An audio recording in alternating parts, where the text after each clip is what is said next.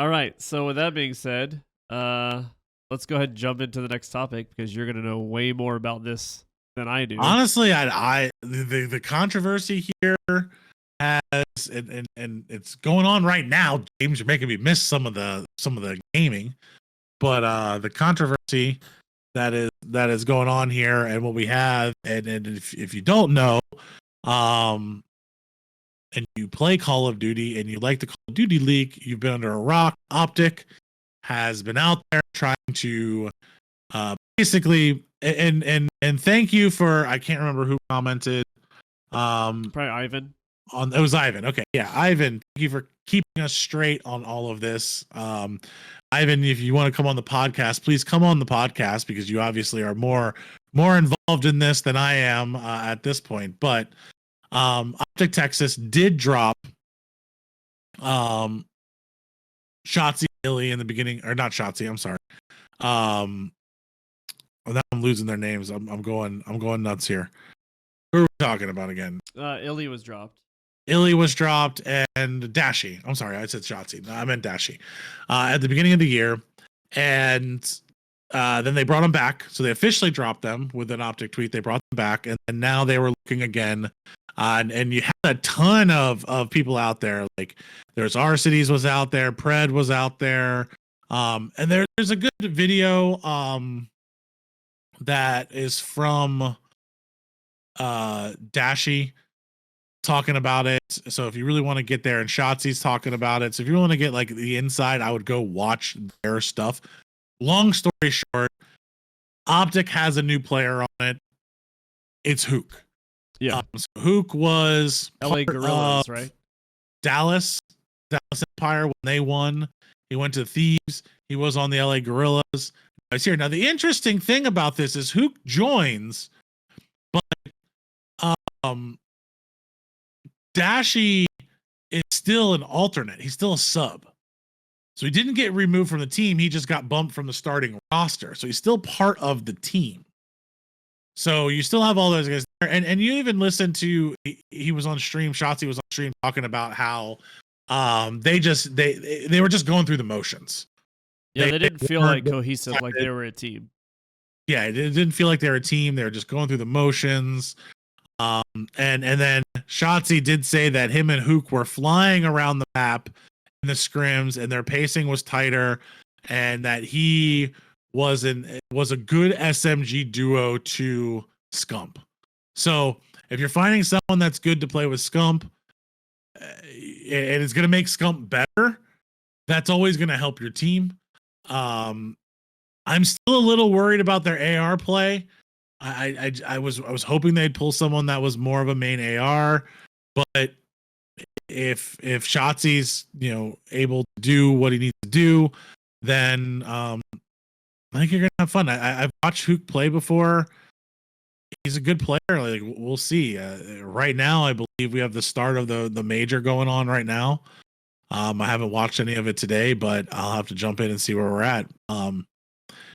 The other interesting thing was how off a lot of the rumors were on who they were going to get and what was going to happen. And they just tried to stir the pot on all of that. It was like they had fun with everybody. Yeah, it was really interesting on that piece. But now it's settled. They have a roster. They're going into Major 2. Let's watch it and see what happens. Do you think this change is good? Will they be a top tier team again, do you think? Dude, you never know if they changing a single player can change the entire format of a team, especially in a 4-man team. Like changing one player on a football team, like let's say you rotated your defensive guard, may not make that huge of a difference in the overall feeling of the team. But like basketball, bringing in a singular player that's going to be like your 6th man or replacing someone on the court that's going to be playing is a huge change to how the overall feeling of the locker room is, how everyone is going to be brought up. Like I played baseball my whole life. If you change your right fielder, sometimes that doesn't necessarily make a huge change to the entire team. Yeah. Now you bring in a superstar. Okay. Like if name one of the top teams, picks up the best quarterback in the league, whoever that may Joe be Burrow. right now. Who? Joe Burrow. So, okay. Yeah, there you go. Joe Burrow. Okay. We're going to move on from that analogy. But anyway, I think it could bringing a new player on is going to bring a new play style, and HUKE's going to want to come in and win. Like, that's a lot of what you're trying to bring in to be like, let's go, guys, let's win. Like, HUKE hasn't been playing. He's not on a team. So he's ready to go. And just that little bit of a spark underneath somebody like Scump could just set him off to where everyone follows. I would assume, I asked you, are they going to be a top tier team? But I assume if you've got Scump, I know I'm new to watching the CDL, but having Scump makes them feared at probably every major right off the bat. The other three, I know that they're super important, and I'm not discrediting how good some of these other guys are, but I think if you could put Scump on any team and they're an immediate threat.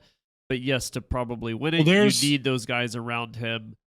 There's a good analogy that I like to use, and unfortunately it involves basketball, and this is 90s basketball, and we're not going to do comparisons to people, but this is a team kind of deal. The Bulls never lost 3 games in a row with Jordan on the court. The Bulls did lose 3 games in a row with just Pippen on the court. That's why Jordan is better than Pippen when you look at you're comparing things. That's why that happens. Jordan refuses to lose. Scump is one of those players where if he's playing, you're probably not going to get that bad of a showing twice in a row. Yeah. That's what made that major so crazy was you did have 2 games back to back that looked terrible. Like, I don't imagine Scump on his last year, his retirement year, is going to let that happen again. Through entire Jordan's career, he never lost 3 games in a row. That's an unprecedented stat that no one ever talks about. Yeah. That's his want to win, and I feel like Scump's there. The only person that I would say that has that just like him would be Crimsix, and he's not playing. Like, these are the guys that they don't lose. And I think that's why I really would like Formal to still be on this team. And again, I am more of a Formal fan than I am a Scump fan. Yeah. But that was Formal's mentality too. Formal was like, I'm just going to go to the Halo League and win because I win. Like, that's what I do. And, that sounds ignorant or and all those different things, but it's not. That's the mentality you have to have. And if Shotzi's saying they're just going through the motions and they're not really up for it and they're not really caring about winning, then you need to make a change. Like, you have to change something. Yeah. So hopefully Hector made the right change and brought in the right guy. But you are going to see a different team out there. Good or bad, time will tell. All right. We'll move on from that. Final topic, and I'm sure we're going to get some comments. Ivan, again, thank you so much if you're watching this part. We really do appreciate you, whether you agree or not. And like Ender said, if you missed that, you're always welcome to come on the podcast. We'd love to have you again.